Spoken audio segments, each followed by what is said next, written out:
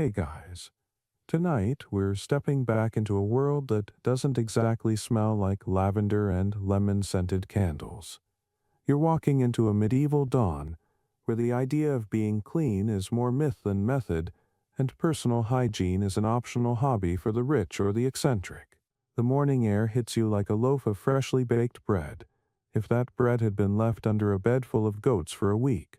So, before you get comfortable, take a moment to like the video and subscribe, but only if you genuinely enjoy what I do here. Tell me in the comments where you're watching from and what time it is there. I love knowing which corner of the world is staying up with me tonight. Now, dim the lights, maybe turn on a fan for that soft background hum, and let's ease into tonight's journey together. You blink, and the faint light of the sun sneaks through a cloud of chimney smoke. It's not fog, it's just the collective breath of an unwashed century. The cobblestones under your boots are slick with things you don't want to identify, and every breeze carries a new mystery. Roasting meat, wet hay, sweat, and something that makes you wonder if that's the tanner's workshop or someone's laundry. Spoiler, it's both. You look around at the people beginning their day, farmers pulling carts, bakers hauling sacks of grain, women washing vegetables in the same stream used for everything else, and realize that cleanliness here is relative. A mainstream historical fact for you. The average medieval person probably bathed just a few times a year, if that, and water wasn't exactly trusted. Most believed it carried disease through the pores, so you'd be cleaner by staying dirty. An argument that sounds like it came straight from a teenager's bedroom but was at the time medical wisdom. Somewhere in France, a monk once recorded that washing too often softened the spirit, and, honestly, judging by the smell, everyone's spirit was rock hard. Still, people weren't entirely hopeless. They wiped down with linen cloths, changed undergarments occasionally, and even used herbal sachets as early deodorant, though deodorant here means smells slightly less offensive. You pass by a nobleman's carriage, and it reeks of rosewater and musk, proof that the rich were just as smelly, only more expensive about it. Meanwhile, the peasants laugh at your disgust. They've got mud up to their knees and hay in their hair, and they wear it with pride. You remember reading somewhere that medieval towns had designated bath days, and you can't help but chuckle. Imagine scheduling an entire community's rare flirtation with soap. Speaking of soap, it's not really soap yet. It's a lumpy mixture of animal fat and ash that leaves your skin cleaner but also mildly flammable if you stand too close to a torch. You dip your fingers into a wooden basin near a merchant's stall, and the water looks like soup. But hey, that's as good as it gets. A quirky tidbit: some believed rubbing your skin with sand or ashes was a fine way to scrape off impurity. And in a way, they weren't wrong. It just also removed your dignity. Even medieval physicians debated what clean meant. Some insisted spiritual cleanliness was far more important than bodily hygiene, claiming God didn't care if you smelled like a fish market so long as your soul was spotless. That's our first open scholarly debate. Did people in the Middle Ages really think being dirty was virtuous, or was that just later propaganda spread by Enlightenment snobs who wanted to feel superior? You breathe in, half gag, half curious, realizing that despite the filth, this world is alive in a way your antiseptic century rarely feels. Everything hums, flies, humans, the grind of wooden wheels, the echo of distant bells reminding you that time moves slower here. And as you stroll past a row of taverns, you see a sign for a public bathhouse, faded, barely legible, but still there. Maybe, just maybe, they did care about being clean after all, or at least about pretending to be. But that's a story for our next stop, where soap meets sin and steam meets scandal. You step through the creaking door of a medieval bathhouse, and the wave of heat that hits your face is almost shocking compared to the chill outside. The air smells of damp wood, boiled herbs, and the faint tang of human effort, but it's strangely comforting, like stepping into a giant cauldron of collective denial. Men and women once came here freely, splashing in the warm water, laughing, gossiping, and negotiating business or love while steam rose in the candlelight. For a brief, steamy century or two, these public baths were the pride of towns from Paris to Prague, until someone up in the church decided that all this communal nakedness was morally suspicious, and before you know it, the same tubs once filled with laughter were now filled with sermons. That's the irony. The medieval world wasn't always dirty. It was shamed into it. One mainstream historical fact.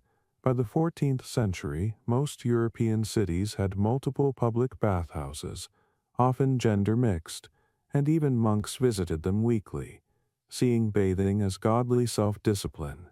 But things changed fast when plague struck, and preachers began claiming steam carried sin as easily as disease.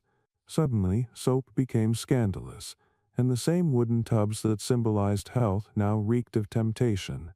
You stand beside one now, the water rippling under torchlight, listening to whispers that sound like both gossip and confession.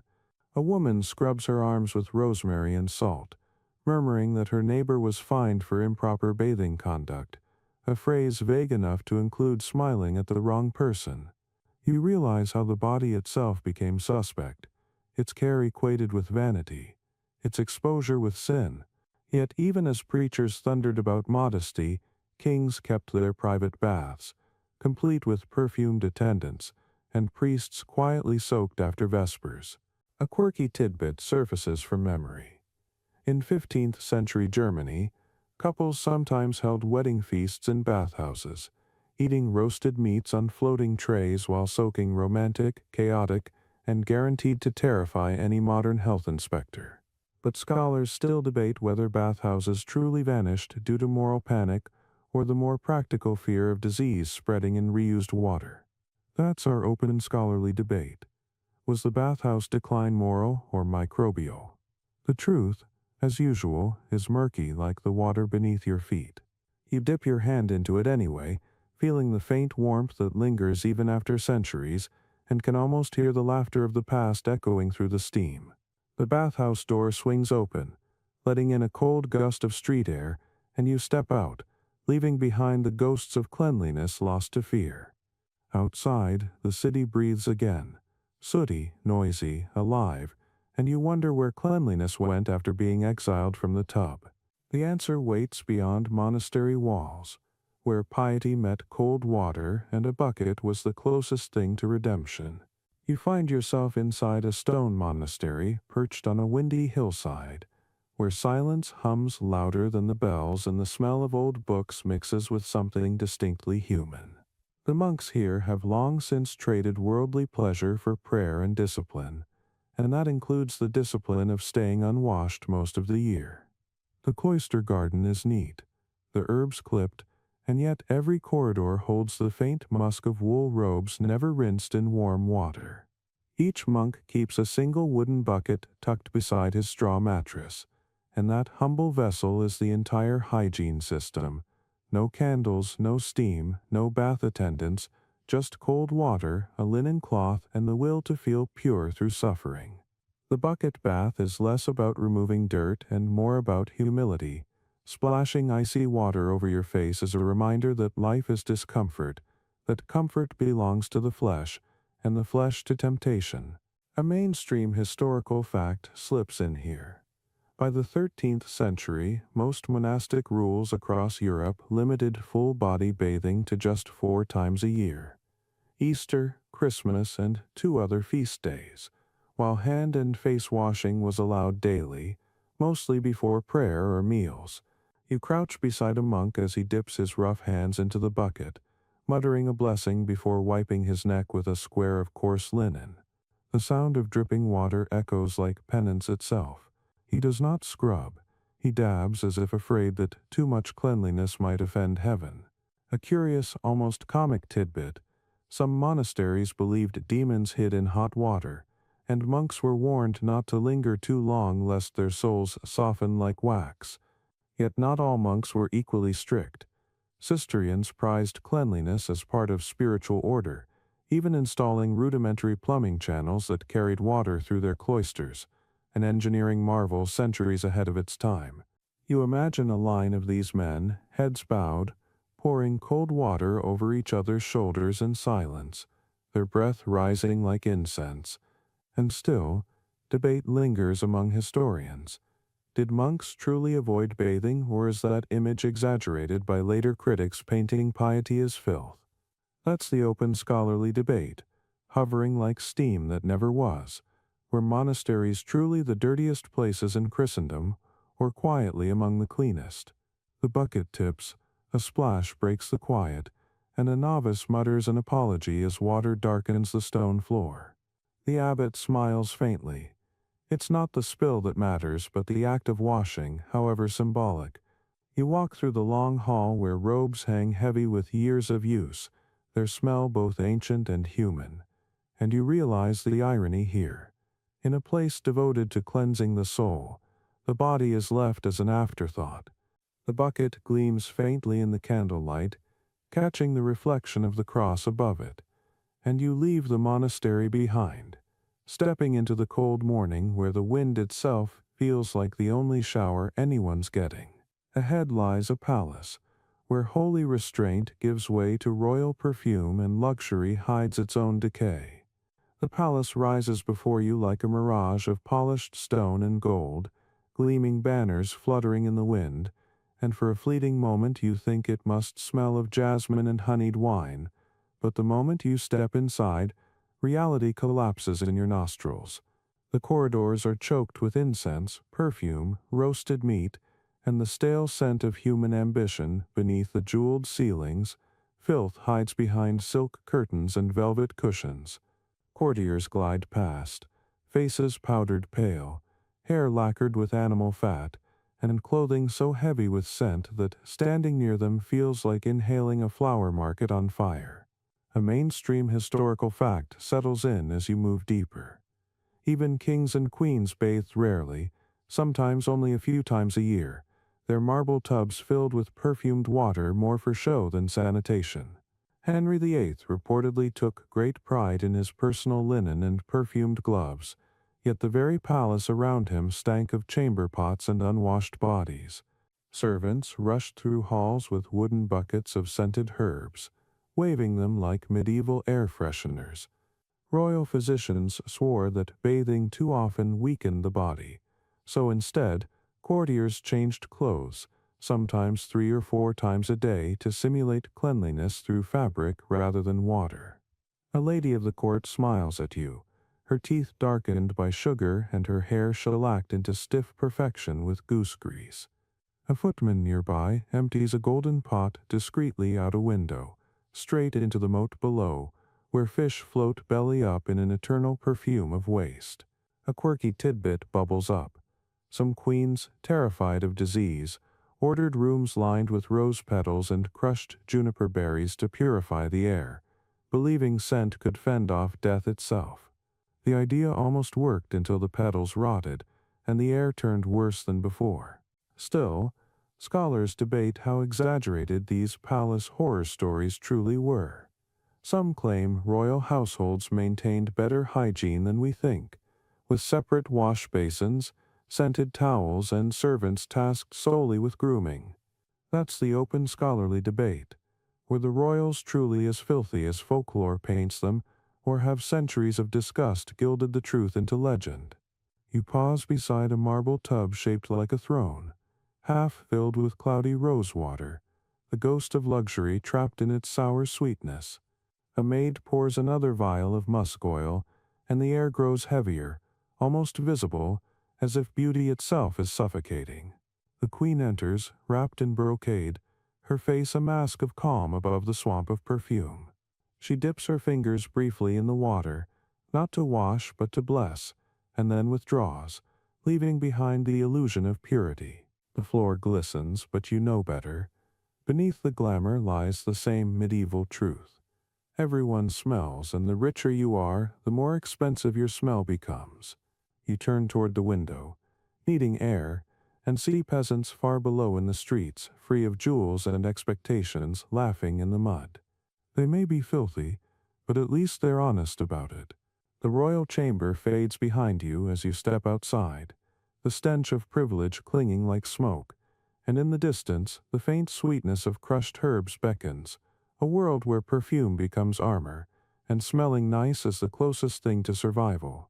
The moment you leave the palace's heavy air, you follow the trail of perfume through narrow streets, its presence so thick it feels alive, clinging to every You pass a nobleman waving a scented handkerchief in front of his face as though he's fencing the air itself, and you realize that to smell nice here isn't just fashion, it's survival of the most fragrant. Yet every whiff of sweetness hides a bizarre truth. Many perfumes used musk extracted from animal glands, ambergris from whale intestines, or civet from wild cats kept in cages and scraped daily for oil. Its elegance built on the strange, a luxury steeped in biology's darker corners. Still, historians can't quite agree whether these scented defenses truly protected anyone or simply gave a false sense of security.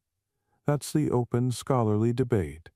Did perfume and herbs have any real antibacterial benefit, or were they purely psychological comfort against a world that reeked? You stroll past a stall where a merchant sells sachets of mint, thyme, and crushed iris root, and his customers clutch them like charms.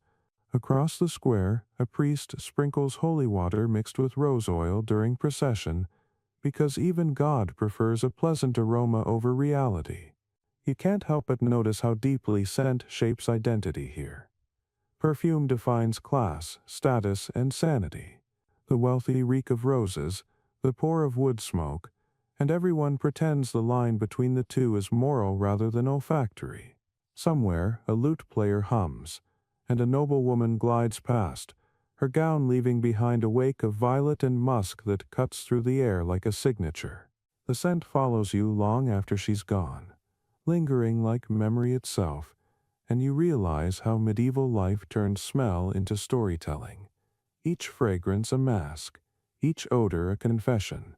The perfume stalls fade as the streets darken, and out beyond the city walls mud replaces musk. The people there have no need for perfume. They wear the scent of the earth itself, thick and honest, and soon you'll join them to see what natural really meant when baths were myths and dirt was destiny. Still, the mud became their second skin, sealing them from cold and insect bites, accidental armor against the world. Women churn butter barefoot while chickens wade nearby, men plow barefoot in rain, and children roll in the filth without complaint, their laughter mixing with the buzzing of flies. You watch a woman scraping mud from her skirt with a stick before dinner, muttering that she's clean enough for Christ to see, and it sounds less like defiance, more like peace. In her cottage, a smoky fire fills the air with warmth that clings to everything, a scent both comforting and choking.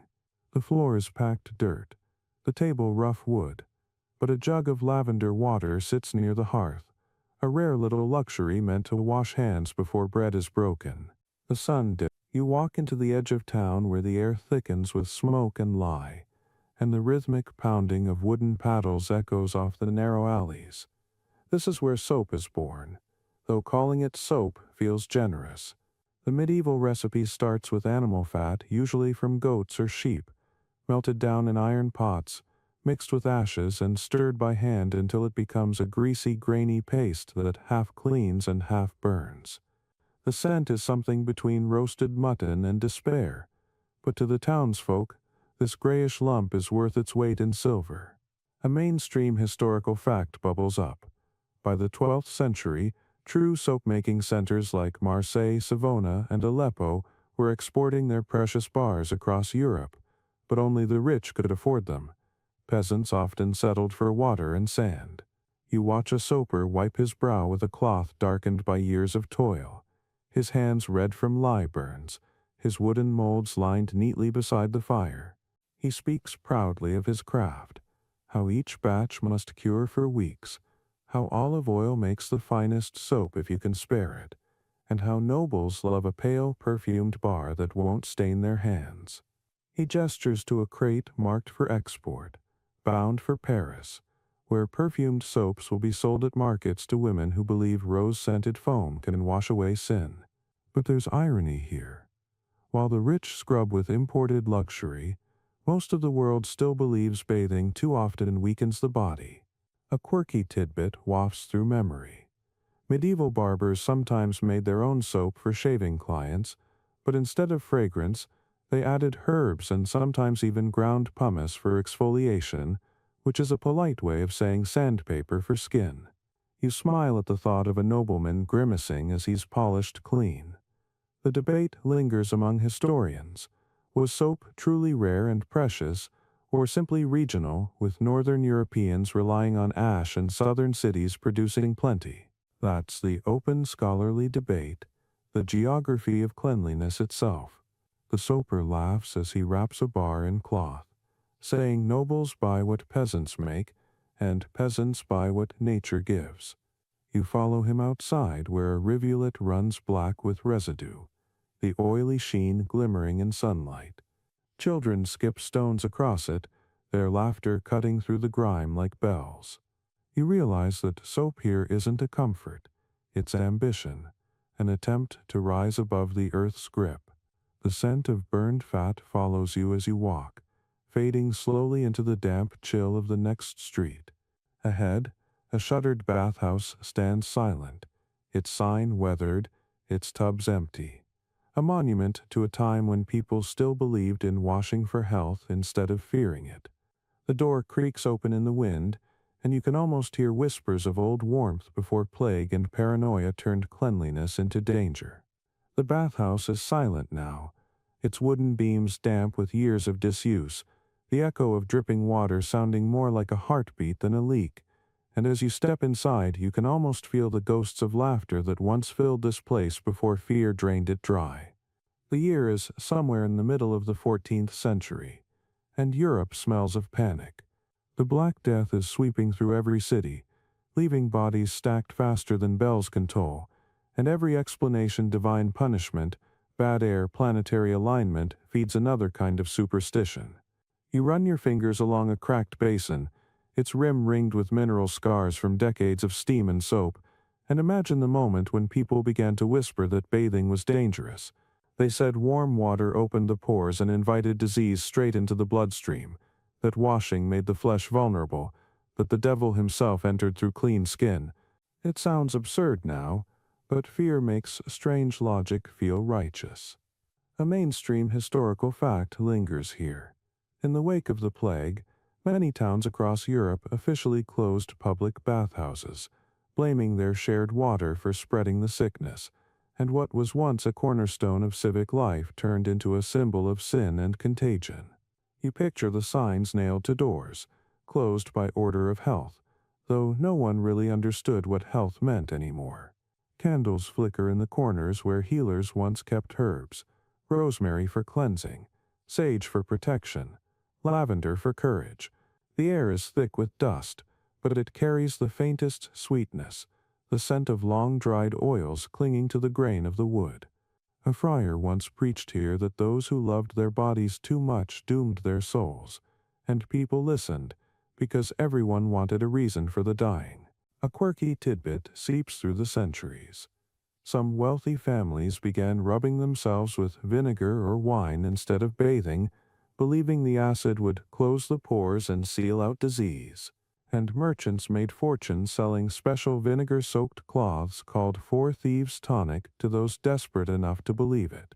In Paris, people avoided rivers. In London, bathhouses were boarded up. In Florence, perfumers thrived because scent was the only safe cleansing left. You walk deeper into the shadows, your boots crunching over the brittle skeletons of soap flakes that no one dared use, and the silence feels heavy, as if the air itself still remembers the fear. You look out the window and see a woman in the street scrubbing her hands with dry ash, muttering that she'd rather smell of smoke than sickness. That contrast defines the era. Cleanliness becomes not a sign of virtue but of danger. And yet, even in this darkness, some healers tried to resist the madness. Scholars in Salerno argued that moderate bathing was harmless, even healthy, but their voices were drowned by sermons. That's the open scholarly debate that still echoes today. Did people truly stop bathing altogether during the plague, or is that image a later exaggeration born of moral panic and Protestant propaganda? You lean against the wall and imagine steam rising again, laughter returning, a city once brave enough to believe in water. But for now, everything is dry, still, and afraid. The plague has turned the bath into a coffin and the scent of soap into a warning. When you step outside, the air bites colder, the streets quieter, the people walking faster, each clutching their rosaries or vinegar cloths like talismans. The smell of burning herbs fills the sky as citizens toss handfuls of sage into braziers to cleanse the air. But the only thing it cleans is their courage, turning it to ash. You keep walking through the gray light, passing shuttered doors and prayer carvings, realizing that fear of cleanliness will outlive the plague itself, sinking into culture like lye into skin. Ahead, a merchant hawks tooth powder and clove oil from a stall, because if you can't wash your body, you might as well start with your smile. And that thought draws you forward toward a world of crumbling teeth and powdered pride, where hygiene moves from skin to mouth and vanity pretends to be medicine. You stop at the merchant's stall beneath a crooked wooden awning, where the air smells like cloves, ashes, and something metallic, and you watch him scoop a grayish powder into a small ceramic jar with all the care of a priest handling relics. The sign above reads Dentifricium Mirabile, and for a moment it almost sounds magical until you remember that this is the Middle Ages, where miracle often translates to mildly less painful. The merchant grins, displaying teeth that could serve as an advertisement for anything except his product, and proudly declares that his powder is made of crushed bone, salt, and mint, the very recipe favored by noble ladies of Venice. You can't decide what's worse, the smell of the powder or his breath as he leans closer to boast. A mainstream historical fact shines grimly in your mind. Medieval dental care was mostly preventive only in name. People rubbed their teeth with rough cloths or chewed aromatic sticks, while tooth powders were mixed with ingredients like burnt shells, herbs, pumice, and occasionally charcoal, all promising to polish away decay. The logic was simple. Scrape until it looks clean, stop when it hurts.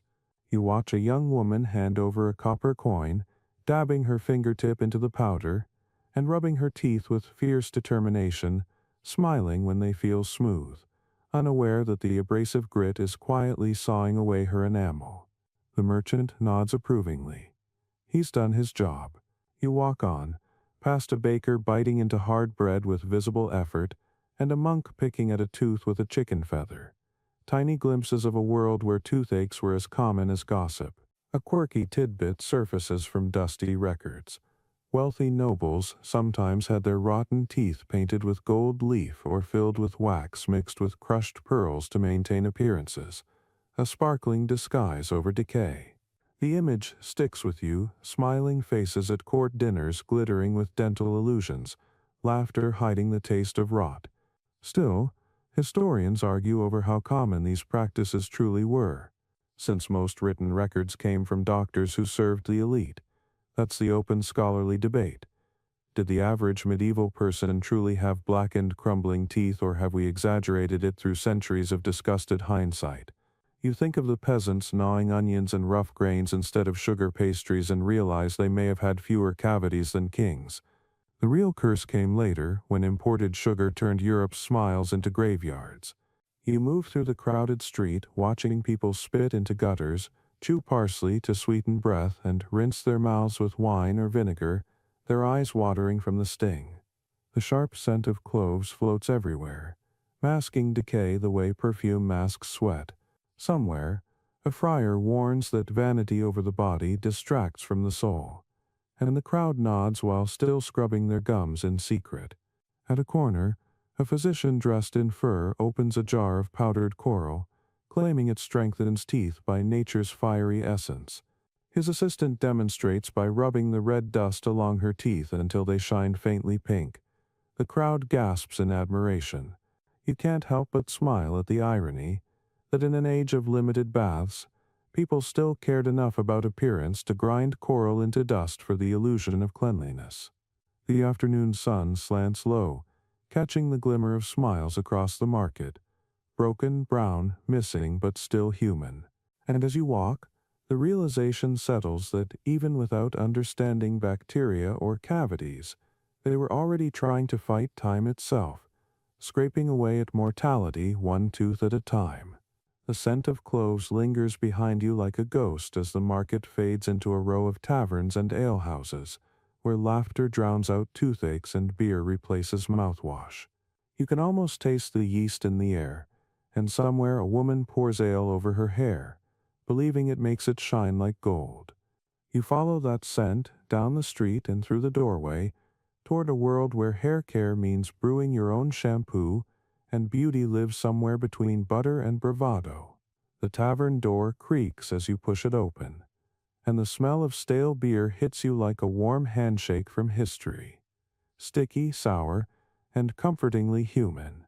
Inside, laughter bounces off the wooden beams, tankards slam, boots scrape across the straw-covered floor, and in the corner, a woman with hair the color of barley twists a strand around her finger and dips it straight into her mug of ale.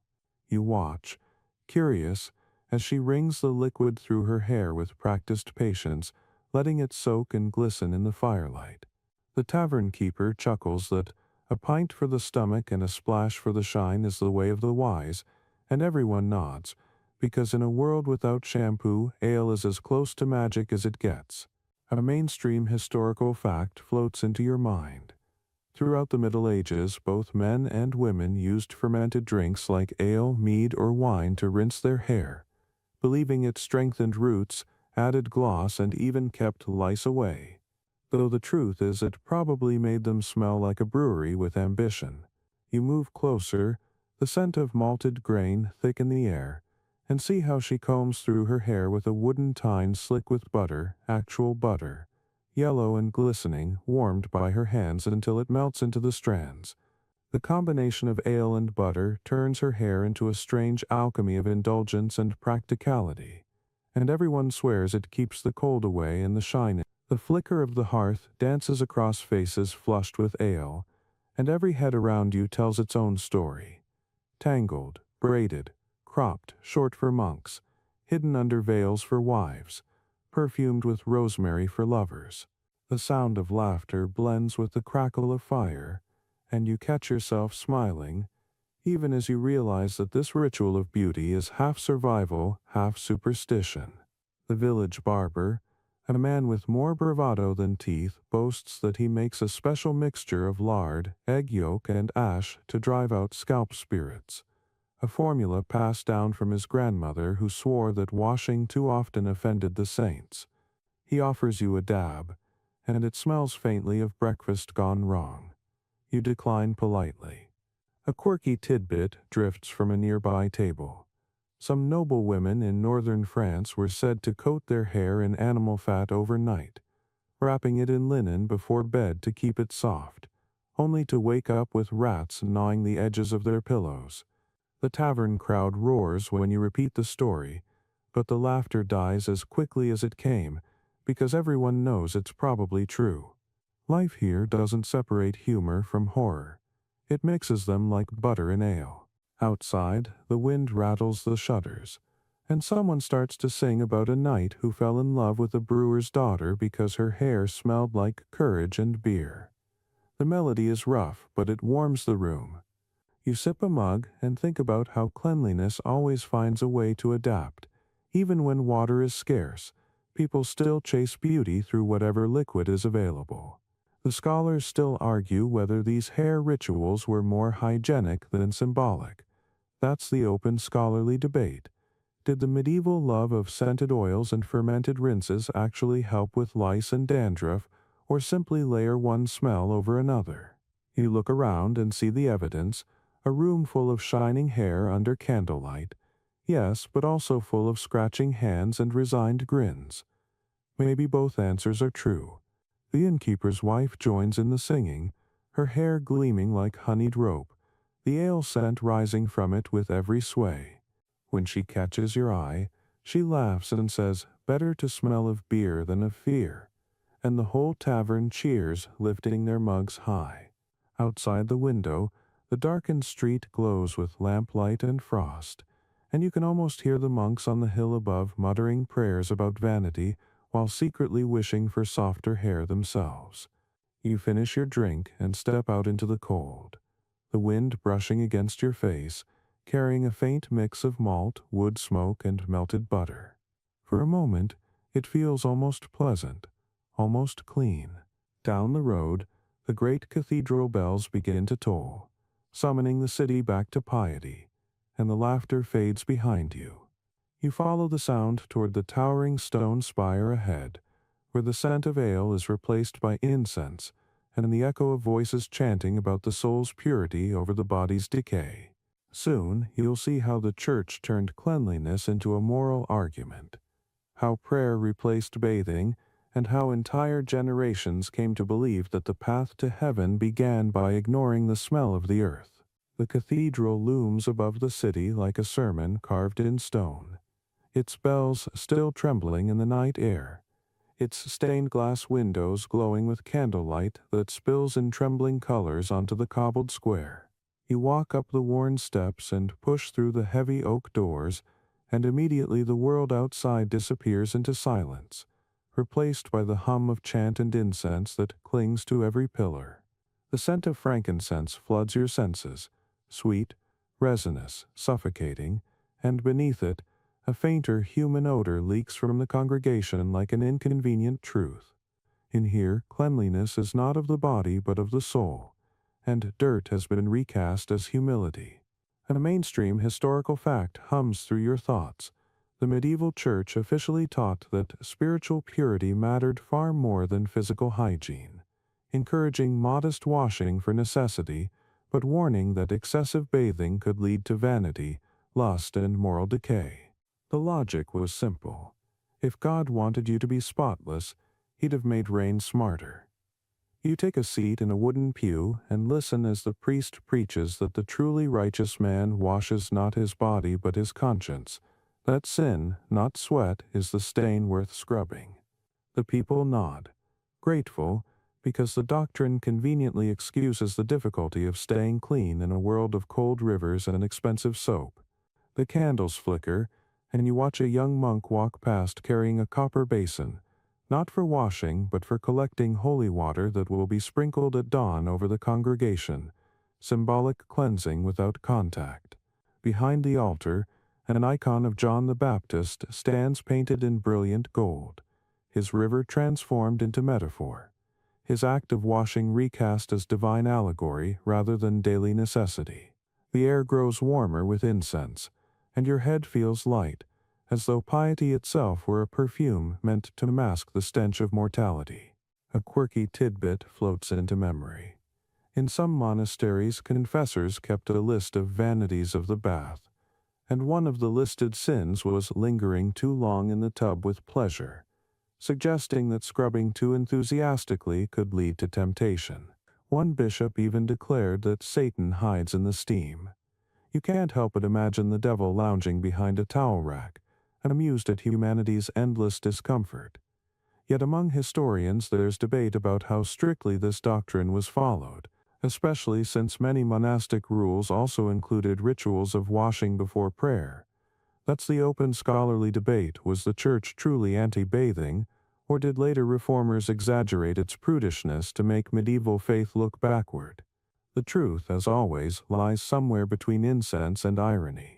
You wander through the cloister gardens after Mass, where stone fountains trickle softly in the moonlight, and you notice monks washing their hands before supper, each gesture slow, deliberate, sacred. Cleanliness is here, just hidden under layers of symbolism. The water glimmers faintly, catching the reflection of the stars, and you realize the church didn't banish purity, it just transformed it into metaphor.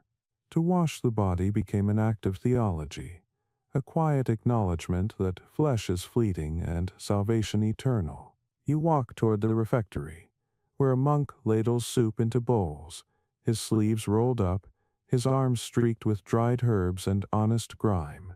He smiles, his teeth crooked but kind, and sets a bowl before you. The steam rising from it smells of lentils and leeks, and you suddenly understand how comfort replaces cleanliness in faith, how warmth, ritual, and repetition soothe the same need that bathing once did.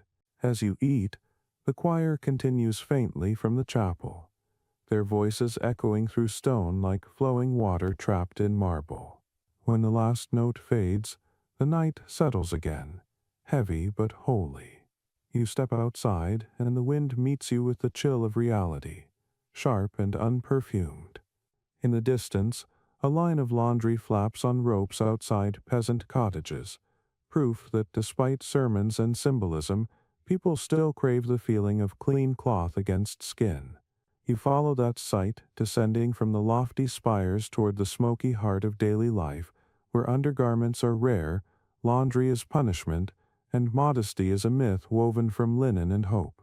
The road from the monastery winds down into the village, where the smell of damp linen and wood smoke fills the narrow lanes, and the clatter of wooden washing paddles echoes faintly by the river.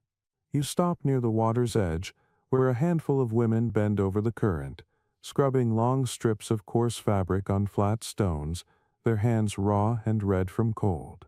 The splash of water, the thud of cloth, and the low murmur of gossip merge into a steady rhythm of survival.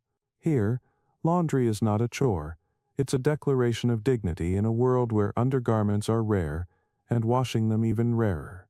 The truth is uncomfortable but simple. Most medieval people wore one base layer, maybe two if they were lucky, a linen shift or shirt closest to the skin, and everything else on top stayed until it disintegrated. A mainstream historical fact rises from your thoughts. The common man and woman alike wore their undergarments for weeks at a time, washing them only during feast days or summer months when rivers ran clean and the weather allowed drying. Changing one's shift was as refreshing as a full bath. The linen acted as both clothing and filter, absorbing sweat, dirt, and oil, which meant outer garments lasted longer but the inner ones bore the brunt of daily life. You picture a field worker peeling off his stiff shirt after 10 days of toil, the cloth so crusted with labor it could nearly stand on its own. And yet, they saw nothing shameful in it. Cleanliness was a privilege, not a promise. A young girl wrings out a tunic beside you, humming a folk song about a noble who lost her silken drawers in a storm, and the laughter that follows ripples brighter than the water itself. A quirky tidbit emerges from the background of history. In some regions, men went entirely without undergarments beneath their hose, relying on long tunics for modesty, while women sometimes wore nothing but their shift beneath heavy skirts. One 15th century court scandal even recorded a lady tripping during a dance and revealing God's own draft, which apparently became the talk of Paris. The mix of laughter and embarrassment never fades, proving that modesty, even in filth, always found its comedy.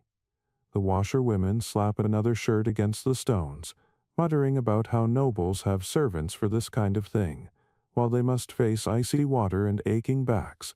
You glance at the current and see the reflection of clouds drifting like ghosts, carrying away centuries of fabric and fatigue. Still, the scholars argue about just how filthy these garments truly were. That's the open scholarly debate. Were medieval people perpetually grimy, or did their linen shifts, washed often enough, serve as effective personal hygiene tools? Some historians even claim that linen's natural antibacterial properties gave peasants more protection than we assume, though, judging by the smell rising from the drying lines, it's hard to romanticize the science. The wind picks up, scattering droplets across your face, and you inhale the scent of soap ash, river mud, and human perseverance. The women hang the washed clothes on low branches, their laughter carrying like birdsong through the valley. You can almost feel the relief in their rhythm, each clean shirt a small victory against decay. Behind you, a farmer trudges past with his boots caked in manure, tipping his hat politely, and you realize that the boundaries of cleanliness are elastic. In this world, decency is less about scent and more about civility. The sun breaks briefly through the clouds, catching the flutter of linen in the breeze, pale flags of endurance waving over the water. You walk on, your boots sinking into soft ground, following the stream as it bends toward the heart of town, where washing gives way to waste, and the same water that scrubs shirts by daylight becomes the street's sewer by night. The smell sharpens, the ground slickens, and you brace yourself, because ahead lies the medieval street in all its infamous glory, where hygiene meets gravity, and gravity always wins. The closer you get to the town's heart, the more the ground tells its own story. Dark streaks, damp corners, an odor so layered it's almost architectural. Every gust of wind carries a new note: smoke from hearths, the sourness of spilled ale, the tang of leather, and somewhere beneath it all that unmistakable human truth that every city shares, no matter the century. Here, in the middle of medieval life, the street is not just where people walk, it's where everything goes. Chamber pots empty from windows like daily weather patterns, and each splash below adds another chapter to the long biography of smell. The cobblestones gleam, slick with the evidence of breakfast, and no one seems to mind. This is simply how the city breathes. A mainstream historical fact plants itself firmly in your thoughts. In most medieval European towns, waste management was a communal shrug at best. Privies emptied directly into open gutters called kennels that ran down the center of the street. And even in wealthy cities like London or Paris, the first organized sanitation laws didn't appear until the late Middle Ages. You step aside just in time as a wooden shutter creaks open overhead, and a woman's voice calls out, "Gardez l'eau," the polite warning before a slosh of urine hits the cobbles with fatal accuracy. The phrase, in time, will evolve into "l'eau," that gentle modern euphemism, but for now it's just part of the daily rhythm. Everyone moves as though choreographed, pedestrians hug the walls, carts roll cautiously through puddles, dogs scavenge, and barefoot children dart between barrels, immune to disgust. The city smells alive, but barely. A quirky tidbit drips from the corners of memory.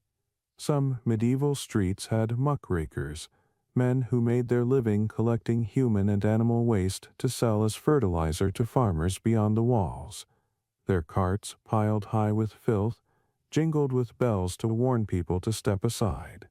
It was, in a grotesque way, an early form of recycling. You pass one such man now, his hands calloused, his face lined, and he whistles cheerfully as he drives his cart through the mire. There's something admirable about the confidence of a person who knows the city can't function without his stench, but not everyone saw the humor in it.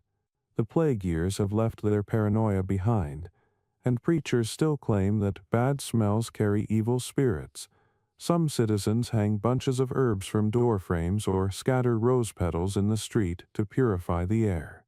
Yet, despite their best efforts, the city remains a living compost pile.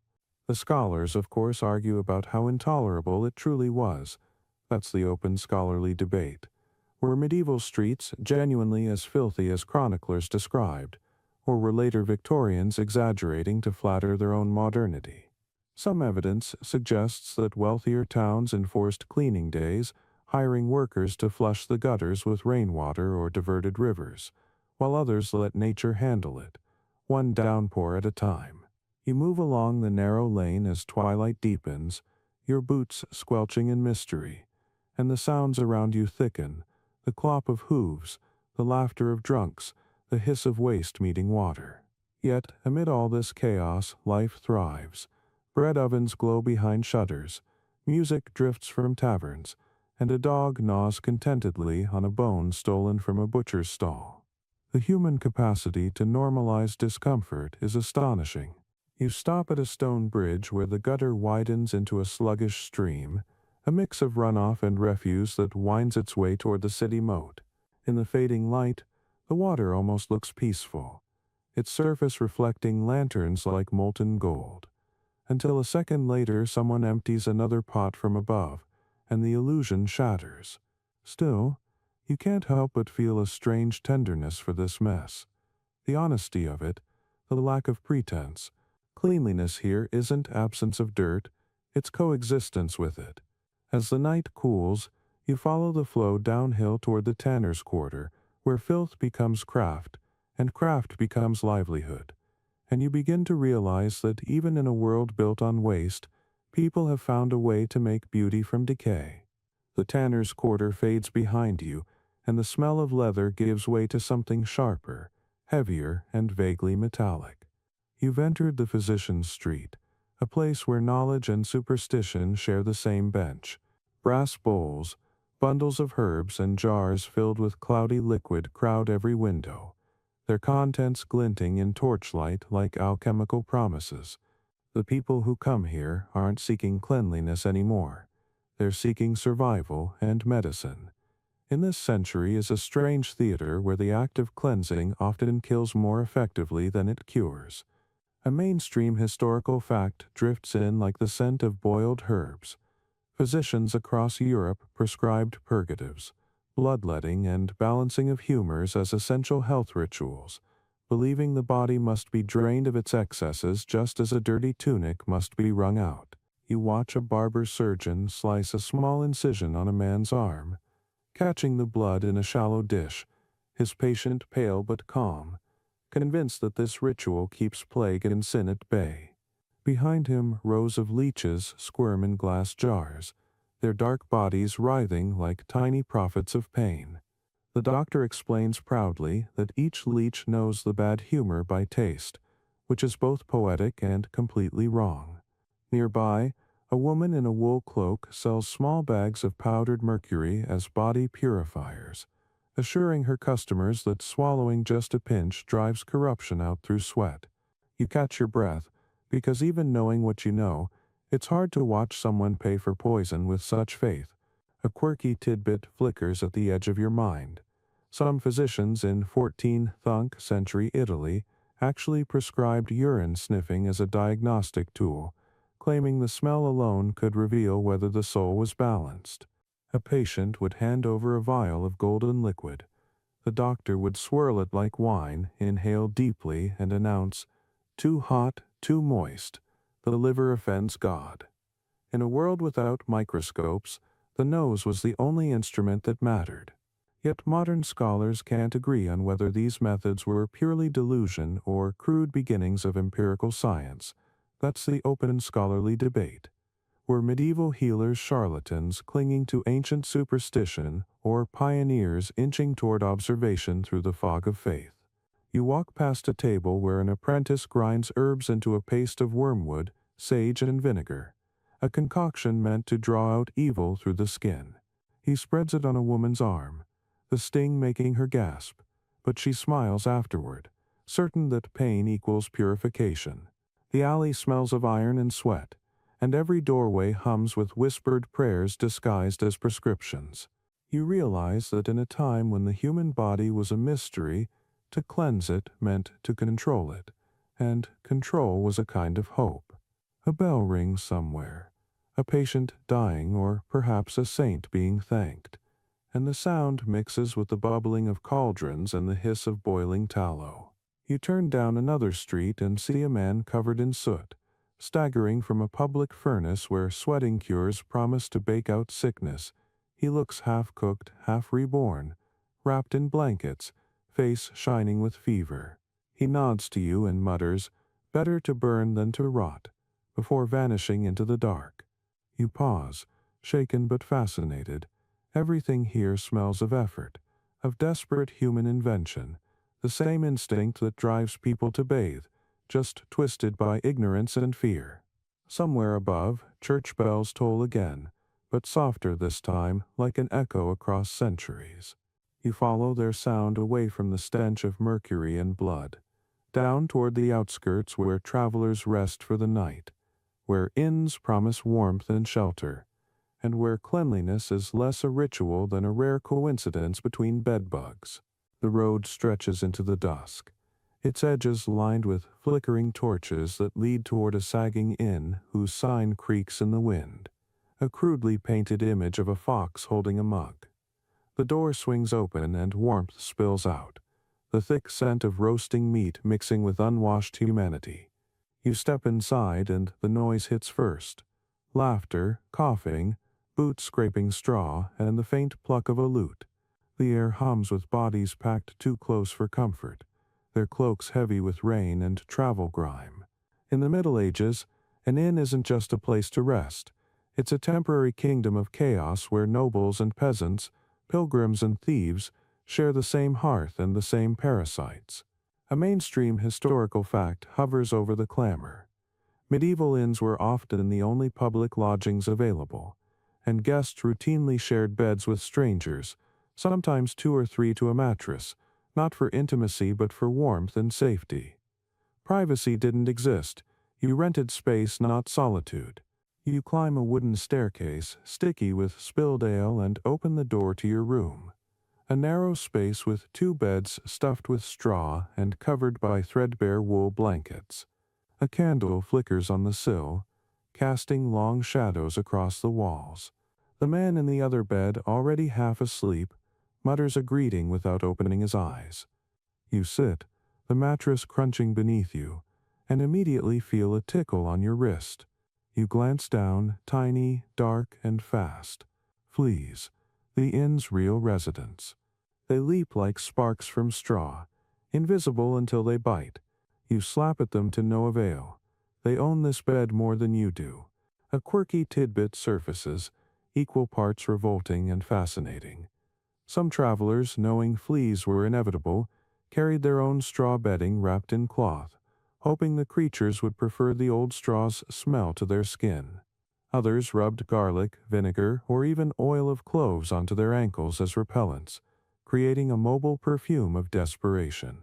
The innkeeper passes by your door, cheerfully calling that breakfast will be served when the sun and the rooster argue, which means whenever he wakes up, you lean back against the rough wall, feeling every splinter, every rustle of straw, and realize that sleep here is more negotiation than rest. Yet there's comfort too. The crackle of the fire below, the steady rhythm of rain on the roof, and the knowledge that tomorrow's road will feel lighter for having survived the night. Still, not everyone escapes unscathed. Fleas were more than annoyance. They spread disease. That's the open and scholarly debate among historians. To what extent did the everyday flea population contribute to outbreaks like the plague, versus the black rat's infamous flea? Modern science leans toward the rat, but evidence shows that human fleas may have done more damage than anyone wanted to admit. You scratch your wrist again, wondering how many empires have been undone by creatures smaller than a grain of rice. From the hallway comes the sound of someone vomiting, then laughter, then silence. The inn exhales and settles. You blow out your candle, the room plunging into blackness, and listen to the soft chorus of snores, the crackle of wood, the faint scurry of unseen legs in the straw. For a moment you let yourself drift, suspended between comfort and disgust, half dreaming of clean linen and quiet.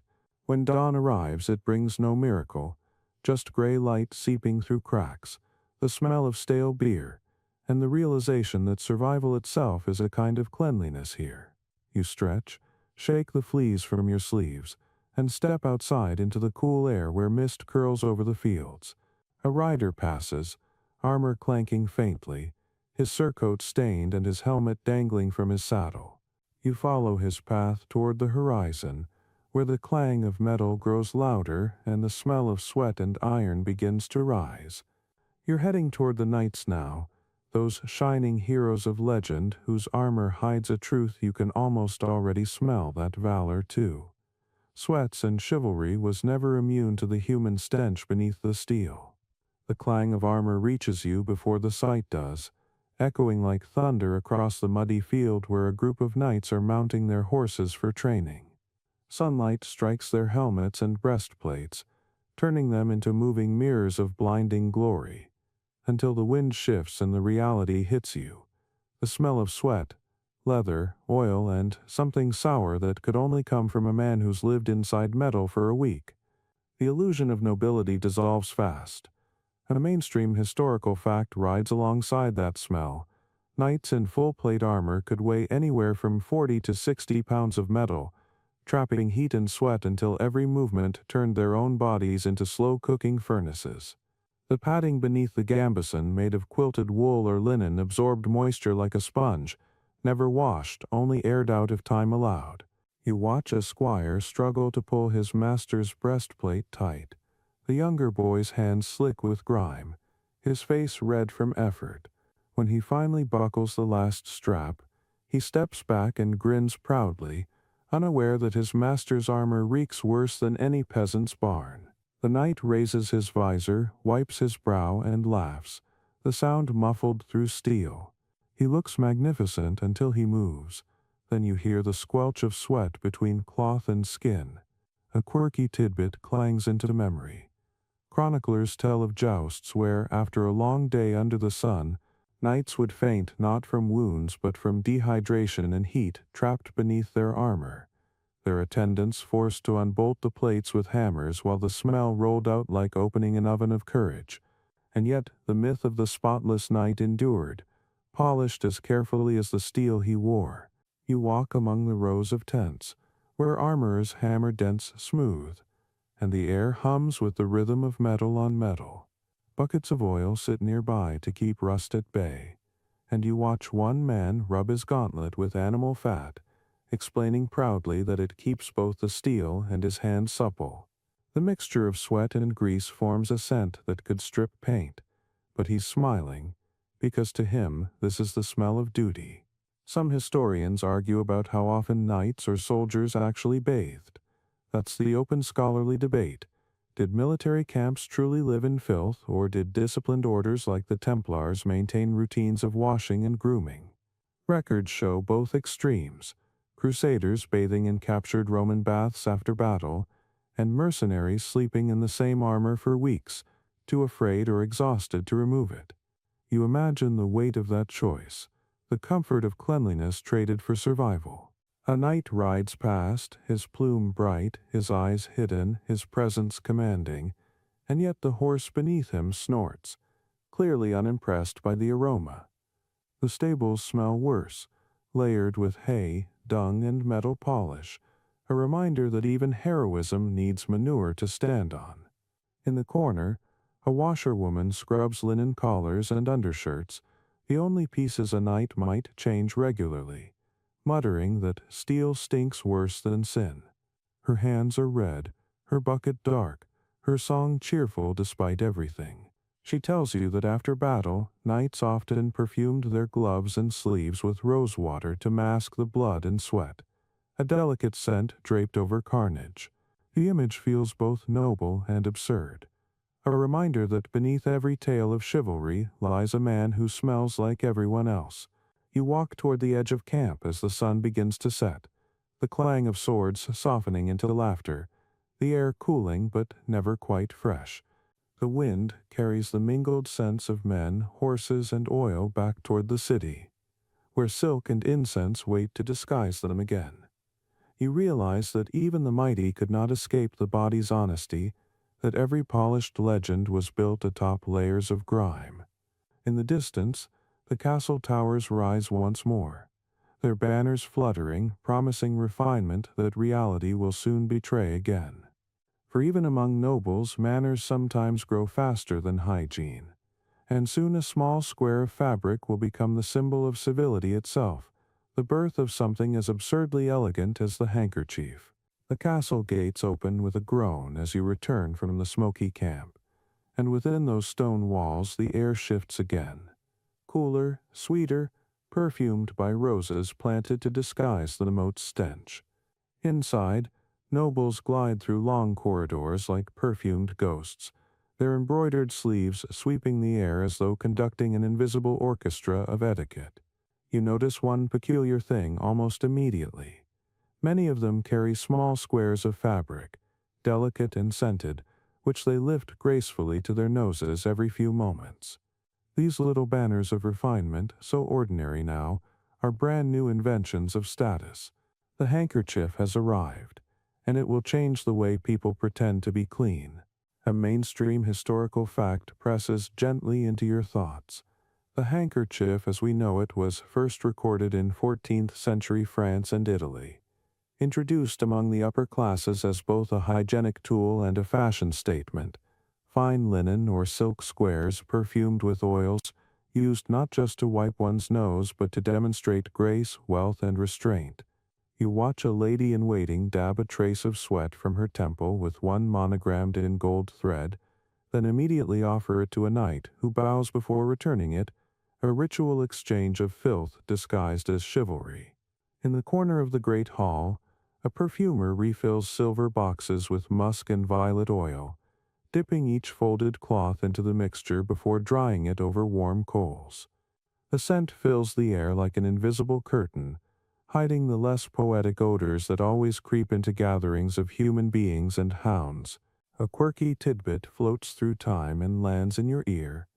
During courtly feasts, nobles would sometimes drop their perfumed handkerchiefs on purpose so their chosen admirers could pick them up. A silent flirtation called throwing the favor. The gesture survived centuries, but back then it meant more than charm. It was a way to pass your scent to mark another person in a world where soap couldn't. Still, historians argue about where this small miracle of manners truly began. That's the open scholarly debate. Was the handkerchief an Italian innovation brought to France by Catherine de' Medici's entourage, or a northern adaptation of the Islamic mashata, the perfumed cloths used in Andalusian courts? The evidence, like the handkerchief itself, absorbs everything but gives away nothing. You stroll through the hall as nobles sneeze delicately into their silken squares, then fold them back into jeweled sleeves, each motion choreographed to suggest purity, even as the fabric darkens invisibly with use. Servants will later wash them in lye and rosewater, sometimes boiling them with bay leaves to remove stains, though the perfumed residue never quite fades. You imagine the laundresses wringing those delicate squares with rough hands, the mingled scents of sweat and civet swirling through the courtyard. Somewhere above, musicians tune their lutes, and the laughter of courtiers rises like incense. You realize that this tiny object, barely larger than a loaf of bread, has become the new frontier of hygiene. A way to carry cleanliness with you even when the rest of your world smells like history itself. The lady with the golden embroidery catches your glance again, lifts her cloth to her nose and smiles. The scent of violets lingers as she passes, faint and deliberate, the medieval version of a filtered illusion. Yet outside, beyond the rose gardens and polished etiquette, another kind of cleanliness persists, quiet, practical, and far more secret. Behind those curtained chambers and painted screens, women keep their own remedies and rituals, a private hygiene unseen by men and unblessed by priests. You turn from the noise of the feast toward the quieter corridors that lead to the women's quarters, where petals, vinegar, and whispered alchemy rule the night, and where true cleanliness hides behind lace, laughter, and locked doors. The corridor narrows as you step into the women's wing of the castle, and the air changes again, thicker with scent, yet quieter, softer, as though all the noise of men and metal outside has been muffled by silk and secrecy. A row of candles flickers along the stone wall, casting long golden shadows over mirrors framed in brass, combs made of bone, and tiny glass bottles sealed with wax. This is where the real hygiene of the medieval world lives, hidden away behind curtains and courtesy. While sermons warn against vanity and physicians declare soap suspicious, women have been quietly inventing their own science, remedies, rinses, powders, and perfumes passed from mother to daughter, scrawled on scraps of parchment, or whispered over steaming basins. A mainstream historical fact smooths into the scene like a well-worn ribbon. Medieval women, especially those of noble households, practiced private cleansing rituals that included vinegar rinses, floral baths, and herbal waters distilled in copper stills, often believed to purify the body. restore complexion, and balance the humors of the flesh. You watch a lady's maid pour warm water into a copper basin, the steam curling upward like a spell. Then add rose petals and a small cup of vinegar. The smell is sharp but refreshing, and when the lady dips her hands and face, she sighs as if touching some forbidden grace. In this world, cleanliness is rebellion disguised as refinement. A quirky tidbit sparkles like perfume on the air. Some women believed that washing with wine instead of water preserved youth and kept melancholy from the face, while others used a paste made of honey and ashes to polish their skin. In apothecary drawers lie stranger things: ground pearls, crushed snail shells, even powdered dove bones, each labeled with faded ink promising purity, protection, or passion. A servant nearby grinds lavender and marjoram together, muttering that her mistress swears it keeps away fleas. Another brushes her hair with a comb dipped in oil and nettle juice, humming softly. The air hums too, not with song but with the quiet confidence of women who have mastered survival through subtlety. Yet the scholars still argue over how secret these rituals truly were. That's the open scholarly debate. Were medieval women the true preservers of hygiene, keeping ancient Roman bathing traditions alive in private chambers, or did these practices flourish only among the elite, leaving the rest of womanhood bound to the same dirt as their husbands and sons? You glance around and realize it's both. Cleanliness here is a privilege and a promise, but also a quiet form of power. In a world that forbids self-care as vanity, every drop of rosewater becomes an act of defiance. The lady of the chamber steps from behind a screen, her hair unbound, gleaming in the firelight, the scent of rosemary clinging to her skin. She dips her fingers into a bowl of powdered chalk, dabs her cheeks, then dusts her wrists with crushed violets. Her reflection in the mirror looks serene, holy even, though she's doing nothing more divine than trying not to smell like the century she lives in. You watch her slip a tiny jar into a carved chest, her secret arsenal, and blow out a candle with a breath scented faintly of mint leaves. The room dims, but its fragrance lingers, rich and human, the ghost of defiance hiding behind civility. Outside, laughter echoes from the great hall, the sound of men congratulating themselves for the order they think they maintain, unaware that the real order lies here in the quiet rituals of women who made cleanliness out of scarcity. You step back into the corridor, and the draft from the courtyard carries the smell of earth and wood smoke again. Somewhere below, a child laughs, a small, bright sound, and you follow it down a spiraling staircase into the world of the village, where dirt isn't disguised by perfume or silk, but accepted as part of growing, playing, and simply being alive. The spiral staircase opens into daylight and noise, the hum of the courtyard filling the air with a kind of joy you haven't heard in hours. Children swarm like sparrows across the open space, chasing wooden hoops, kicking bundles of straw, and splashing through puddles that might generously be called water. Their laughter carries over the low clatter of pots and the bleating of goats tethered nearby, and for a moment the entire medieval world feels alive, not perfumed, not clean, but undeniably human. You step aside as a small boy barrels past, barefoot and coated in dust from head to toe, his tunic streaked with mud and mystery. His mother calls after him, half laughing, half scolding, though she knows it's hopeless. Dirt here isn't the enemy, it's a companion. A mainstream historical fact floats into your mind like the echo of a lesson forgotten. Medieval children were rarely kept spotless. Most peasants saw dirt as harmless, even healthy, believing that the earth strengthens the body, and since baths were rare, parents measured cleanliness by smell, not by soap. The concept of daily washing belonged centuries in the future. For now, wiping a child's hands before supper counted as diligence. Yet, despite it all, the little ones thrive. They climb trees, roll through hay, and wrestle pigs in the muck, their laughter mingling with the sound of chickens scratching the ground. You watch one girl scoop a handful of mud, press it into a crude doll, and decorate it with twigs and wild flowers, her version of beauty born from the earth itself. A quirky tidbit drifts in with a grin.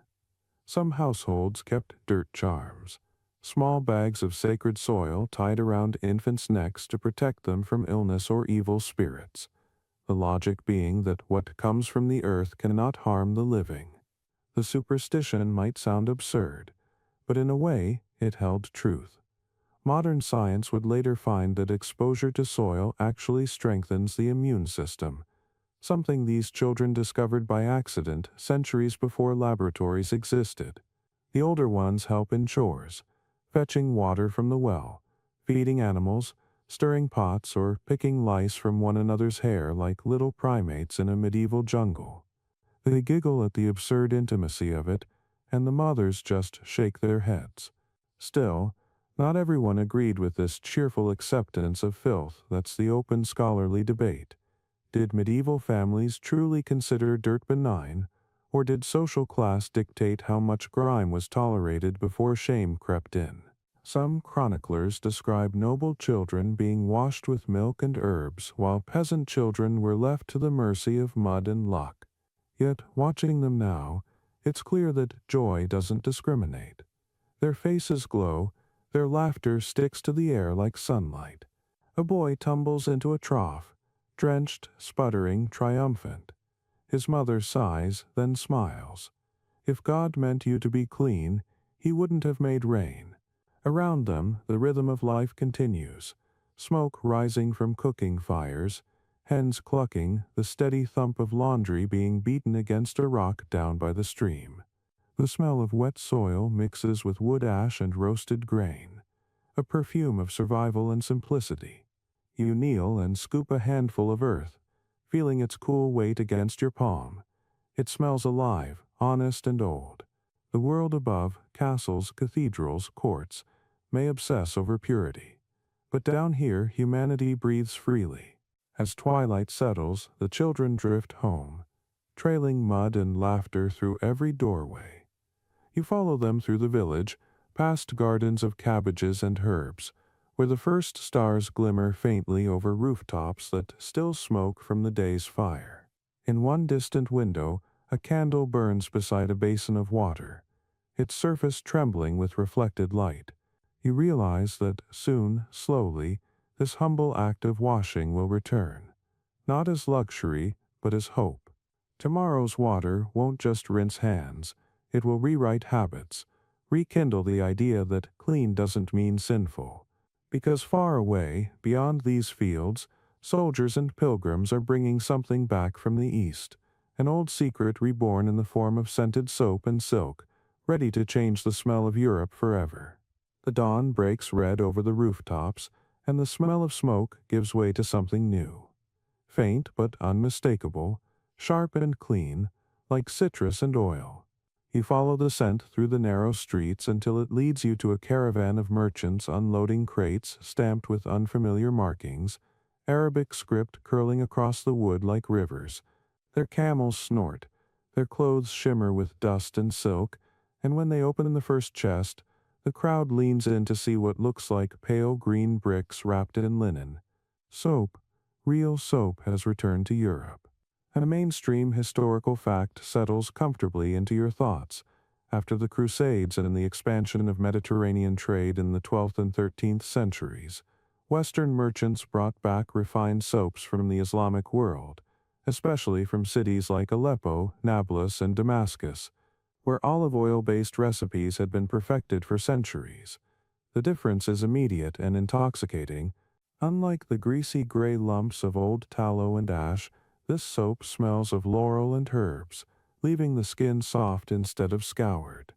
In the square, a trader demonstrates its wonders by washing his hands in a bronze basin, the lather blooming white like magic. The townsfolk murmur. Equal parts awe and suspicion to them. Cleanliness has long been spiritual, not sensory, and now this foreign marvel threatens to blur the line. You buy a small piece, the size of your palm, and its smoothness surprises you, light as wax, fragrant as summer. A woman beside you whispers that it must be witchcraft, because nothing that smells that good can be holy. A quirky tidbit shines in the sunlight. Medieval soap makers in Marseille and Savona soon began adapting the recipe, using olive oil instead of animal fat, eventually creating what would become the famous Castile soap of Spain and France, a luxury so prized that nobles kept their bars locked in carved wooden boxes to prevent servants from shaving pieces off. You imagine the irony of a bar of soap treated like a crown jewel in a world still afraid of water. Yet scholars still argue about how quickly this clean revolution spread. That's the open scholarly debate. Did imported soap truly change hygiene habits in the Middle Ages, or did it remain a symbol of wealth until the later Renaissance? The evidence washes both ways. Records show rising soap production in southern Europe, but commoners north of the Alps clung to their ash mixtures for generations. Still, the scent travels faster than belief. You walk through the market as children chase each other with bubbles from the merchant's basin, laughing as if witnessing alchemy, and even the skeptics can't hide their curiosity. A friar mutters that the East has many temptations, but his eyes linger too long on the foam glistening in the light. Within weeks, soap becomes more than a novelty, its currency, gift, and gossip. Housewives trade slivers wrapped in cloth. Perfumers mix rose oil with olive paste. Even physicians begin to call washing a health of the flesh. The tavern talk changes too. Men now joke that the clean smell foreign, a compliment and insult in equal measure. You step into a bathhouse that's being repaired after decades of abandonment. The tubs are scrubbed, the pipes cleared, the air heavy with hope and laurel oil. A mason hums as he restores the hearth where water will once again be heated, and his tune sounds like the beginning of a new century. The sun rises higher, catching the foam in your hands like captured light, and for the first time since you began this journey, the scent around you feels closer to something familiar: citrus, olive, soap.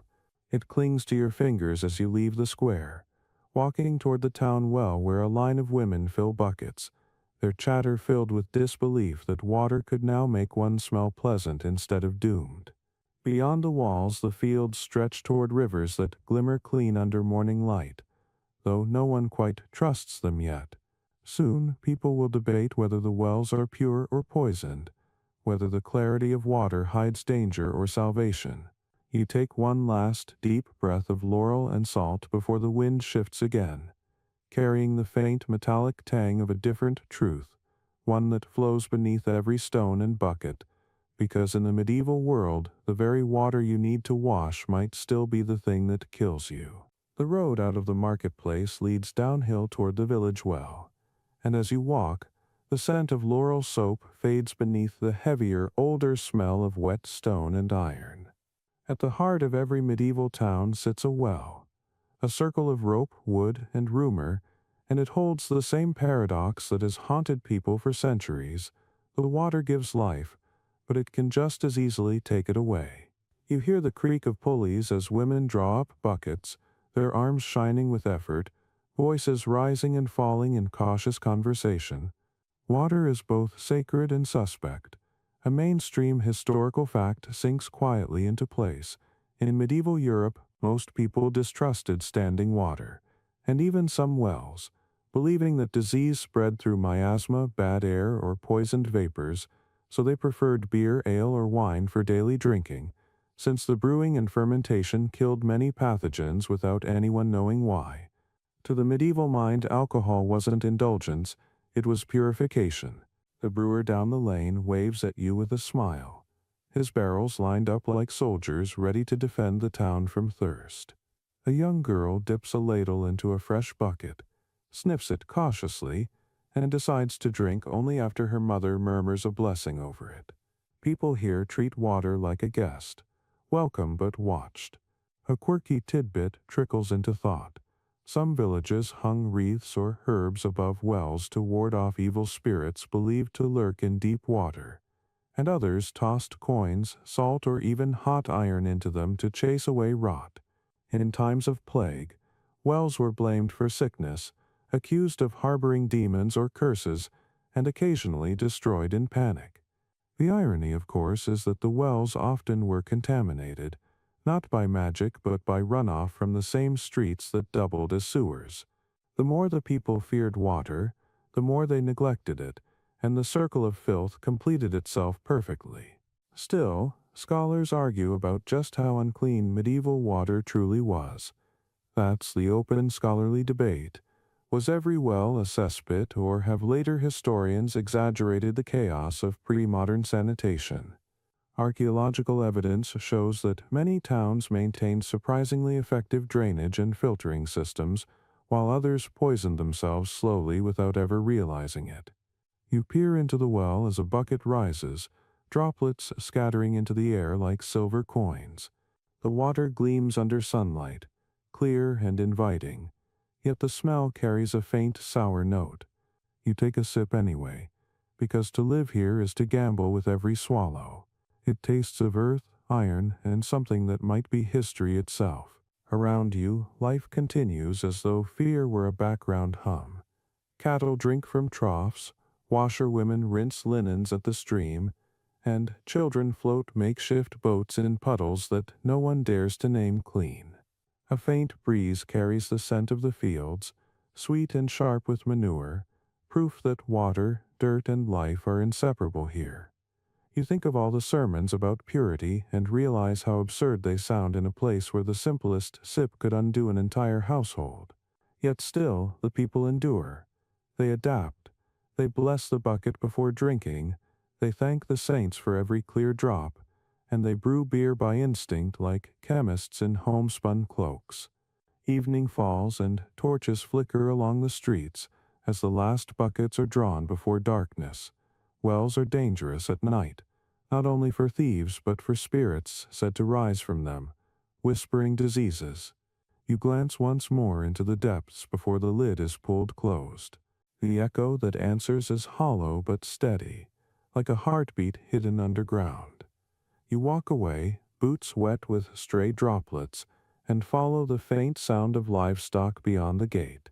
Out there, in the shadow of cottages, another truth waits, one that smells of hay, hides, and hunger, because in this world humans aren't the only ones living under the same roof, and every shared breath adds another layer to the tapestry of medieval survival.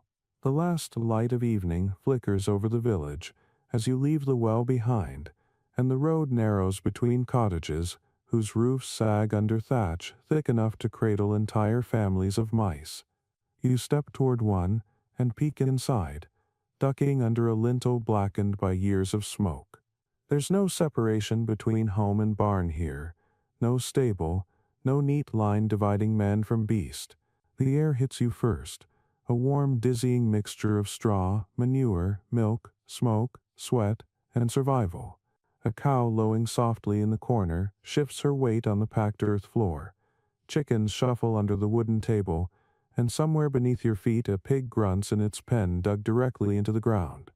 The family sitting by the fire doesn't even flinch at the sounds. This is life as they know it. A mainstream historical fact anchors the scene. Throughout much of medieval Europe, especially in colder regions, peasants routinely kept animals indoors during winter or at night, both to protect livestock from thieves and wolves, and to use their body heat to warm the living space.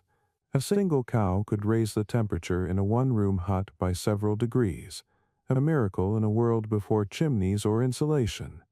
You sit beside the hearth and feel it immediately, the warmth that radiates from beasts as much as from flames. The fire burns low, its smoke curling lazily toward the hole in the roof that serves as a vent, coating every beam with soot that smells faintly sweet. The family's youngest child pokes the fire with a stick while the mother stirs a pot of porridge, her movements practiced, unbothered by the goose preening at her elbow. A quirky tidbit flutters through memory. In some alpine regions, goats were nicknamed poor men's blankets because families slept beside them on winter nights, their shared heat the difference between comfort and frostbite. It sounds charming until you remember goats don't exactly smell like roses. Still, the habit made perfect sense. Life was arithmetic here. Warmth outweighed odor. Historians, as always, argue about how universal this intimacy between man and animal truly was. That's the open scholarly debate. Did every medieval peasant live cheek to jowl with livestock, or have later writers exaggerated the filth to make the past seem more primitive? The sounds fill the room like a heartbeat. The soft munching of hay, the pop of the fire, the rhythmic snore of someone already asleep. Above you, herbs hang from the rafters: sage, thyme, lavender, an attempt to purify the smell, or at least to pretend. The scent of animals mingles with these herbs in a way that almost feels natural, as if the entire room were one breathing creature made of flesh, smoke, and soil. The mother ladles porridge into clay bowls and hands you one without a word. The taste is plain but warm, and for a moment you understand how comfort erases disgust when necessity is constant. The dog lying near the fire thumps its tail, and the father scratches its head absent-mindedly while discussing the weather with his son, both of them too tired to notice the hen perched on the windowsill. It's domestic chaos rendered sacred by routine. You finish eating, set down your bowl, and step outside again into the crisp night. The air feels shockingly fresh, like plunging into cold water after too long in a bath.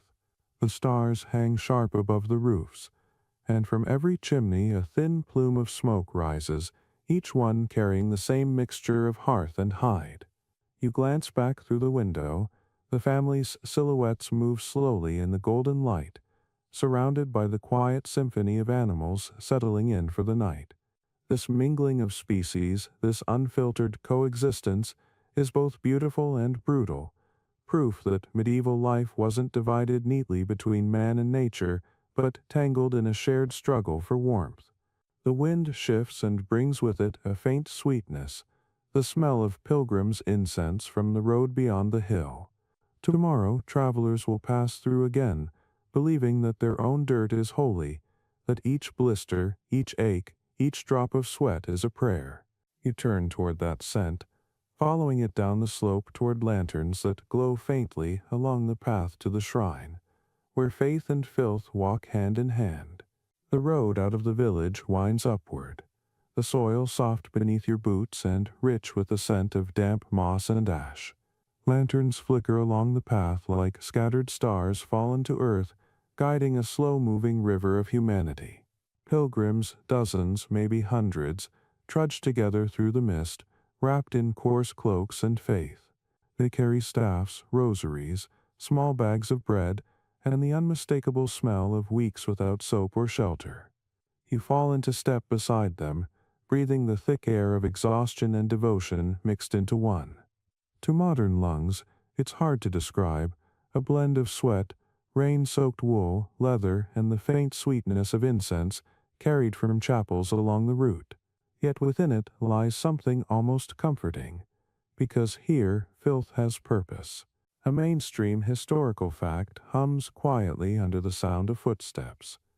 Pilgrimage was one of the most common religious acts in medieval Europe, and for many believers the journey itself, the suffering, the hunger, the grime, was considered cleansing of the soul. To walk unwashed for weeks was not shameful. It was sanctified. Dust became relic. You look around and see the proof: faces streaked with mud, eyes shining with something brighter than fatigue. They walk toward forgiveness, not cleanliness, because here the two are the same. A woman beside you clutches a small vial of holy water from Canterbury, its seal broken, its contents evaporated long ago, yet she guards it like treasure. A young man limps, his feet blistered and bare, and laughs when another pilgrim offers him a strip of cloth, saying, "The Lord can smell my devotion." Laughter ripples down the line like birdsong. A quirky tidbit surfaces from old travelogues. Pilgrims often wore badges made of tin or lead to show where they had journeyed, and the smell of the metal combined with sweat became so distinctive that innkeepers could identify them before they spoke. The scent of sainthood, they joked, could curdle milk. You pass a wayside shrine where candles gutter in the wind, their wax dripping onto damp stone. The pilgrims kneel, murmuring prayers, and the sound is less chant than sigh, hundreds of voices exhaling together. The smell of tallow, incense, and damp wool mixes into a perfume of penance that no perfumer could ever bottle. Yet not everyone saw this holiness in hardship. That's the open scholarly debate. Were pilgrimages truly acts of piety, or convenient excuses for adventure and escape? Some chroniclers accused travelers of using religion as a holiday. Others defended the journeys as the last pure thread connecting earth to heaven. You glance up at the faces glowing in candlelight and decide it doesn't matter. Whatever their reasons, every step rubs the old world away a little more. And maybe that's what faith really is, a kind of inner soap that scours the conscience raw. The line begins moving again, and the torches stretch onward like fireflies toward the horizon. You follow until dawn begins to leak over the fields, painting every pilgrim in pale gold. In that light, their filth turns to proof of endurance, their smell to testament. When they finally reach the chapel at the hilltop, the priest steps out to greet them, his robes spotless, his expression soft. He sprinkles them with holy water, and they bow, eyes closed as droplets cling to their faces and mix with the sweat and dust of the road. For a moment, the world smells clean again, not from soap or rosewater, but from something older, belief. The priest smiles, says a prayer for the weary, and ushers them inside, where the scent of wax and wet stone takes over. You stay at the threshold, letting the warmth of the crowd wash past you. Outside, the morning wind rises, carrying with it faint traces of something new on the horizon. A shift, subtle but sure. Soon, the idea of being clean will no longer belong only to monks or pilgrims. It will become a fashion, a symbol, a new kind of faith measured not by prayer but by powder.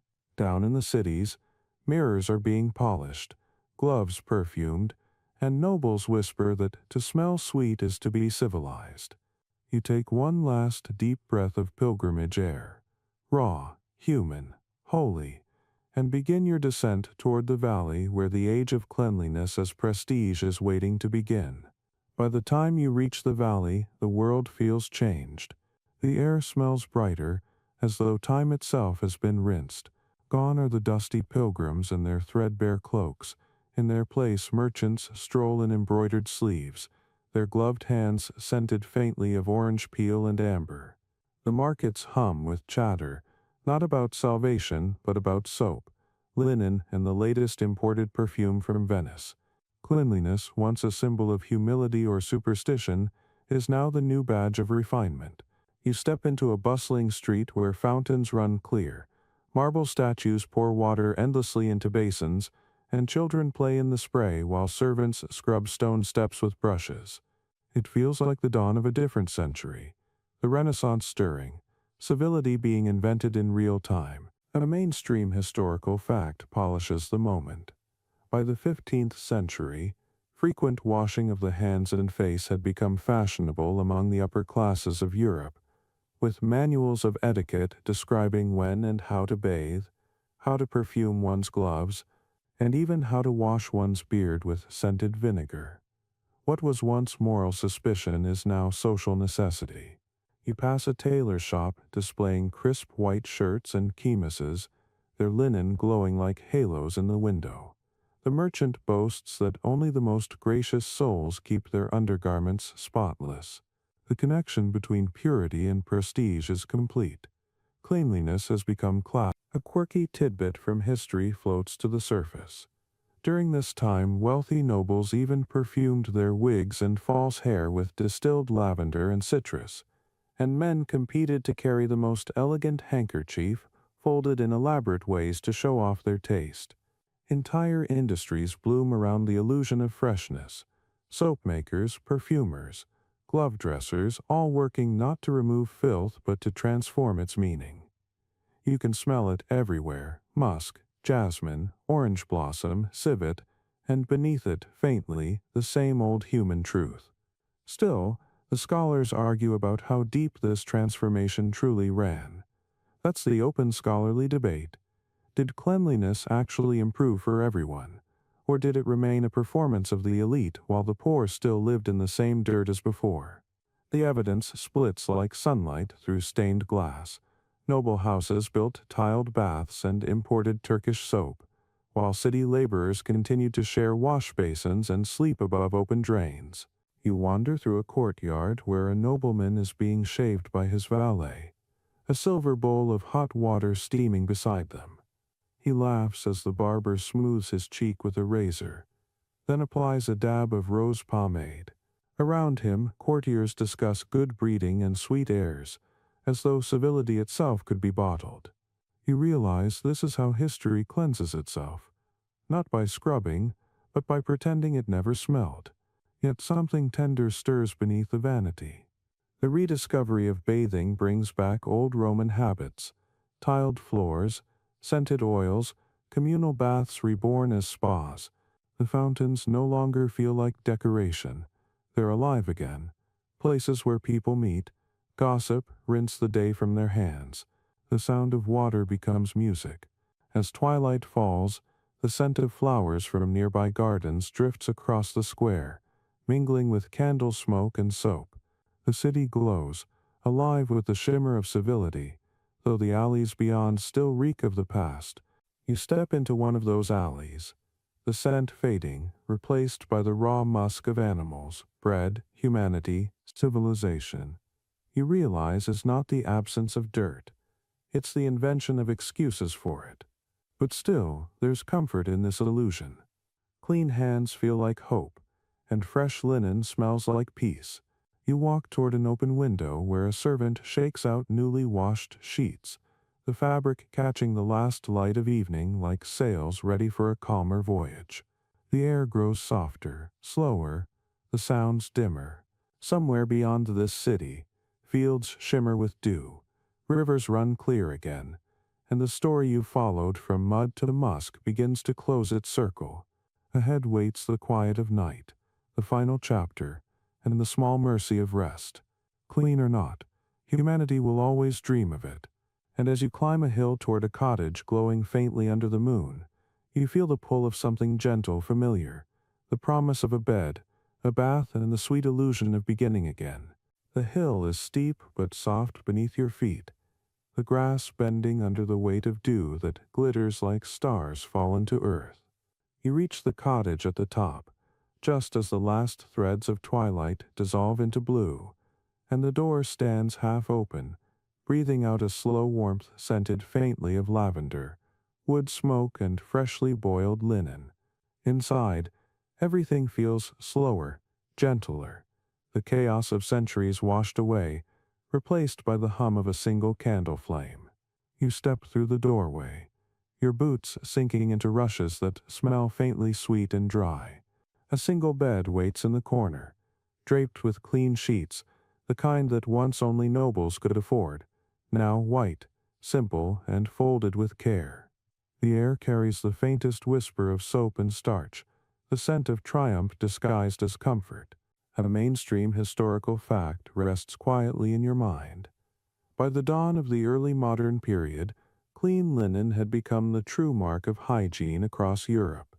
People measured cleanliness not by the number of baths they took, but by how often they changed their sheets and underclothes. To sleep in fresh linen was to declare victory over the filth of centuries. You brush your fingers over the fabric. It's rough by modern standards but astonishingly pure to the touch, and for the first time in this long journey, your hands come away with nothing on them but warmth. The cottage hums softly around you, the crackle of fire, the rhythmic creak of a rocking chair, the distant sigh of wind passing through the eaves. You lie down, and the bed embraces you like memory itself. The smell of soap clings to the pillow, mingled with the faint salt of human life, honest and faintly sweet. A tidbit drifts lazily through your thoughts. Some 16th century people believed sleeping in freshly washed sheets invited good dreams, that the scent of laundered linen could calm the mind and protect the sleeper from nightmares.